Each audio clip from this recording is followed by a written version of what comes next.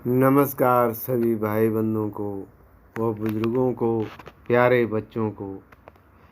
मैं यादों की बारात में आपको अपने बचपन की याद को या अपनी जन्मभूमि की और माँ बाप की याद और धरती में जो भी कर्म होते हैं हर एक किसी के साथ वो यादें बचपन की रह जाती है। ये यादें आपको अपने आप में ताज़ा करने के लिए मैं ये अपनी उन यादों की बारात आपके सामने पेश कर रहा हूँ। आप इसे ध्यान से सुने और सभी के साथ ऐसा हो के आया है और सभी अपने अपने बचपन की याद को ताज़ा बनाएं। अपने बचपन की याद आती है तो मैं उन यादों में खो जाता हूँ। वो कमीज़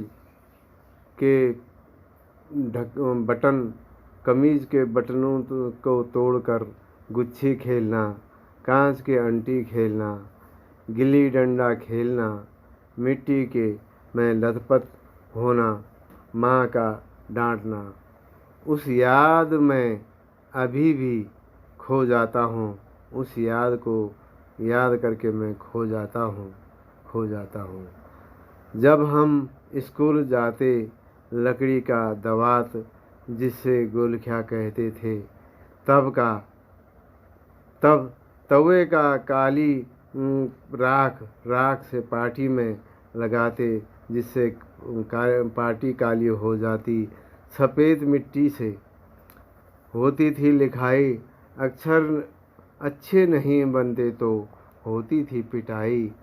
लंबा कुर्ता अंदर से एक कच्छा, गुरुजी स्कूल जाते थे पढ़ने, गुरुजी बहुत अच्छे ढंग से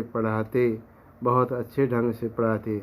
अभी भी उस याद में मैं खो जाता हूँ।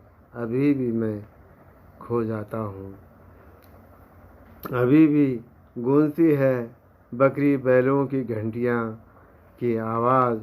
स्कूल से आना, गाय बकरियों भैंस के साथ जाना, नदी के किनारे जाना, नदी में डुबकी लगाना, फिर गिल्ली डंडा और कमीज़ के बटन तोड़ करके गुच्छी खेलना और कांच के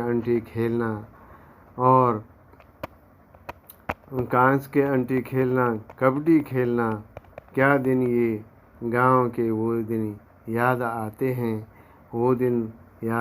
हैं। फिर मैं रो रो करके उन दिनों को ताज़ा करता हूँ और आगे जो याद आती है तो रो रो कर वो याद आता है। गले में दीपावली में घरों में फूलों से सजाना, गाय और बैलों के गले में फूलों के हार बहुत से अच्छे लगते थे और बहुत से आते बार त्यौहार। कार्तिक मंगशीर में देवी देवता को नचाना, पूजा करना, दिशा ध्यानियों को में या पूजा में बुलाना, सभी नर नारी की भेंट होती थी। बाजे गाजे के वे दिन अभी भी याद आते हैं। मैं रो रो करके उन यादों में खो जाता हूँ। मैं रो रो के वो बचपन की यादों में खो जाता हूँ। धन्यवाद आप सभी लोगों को।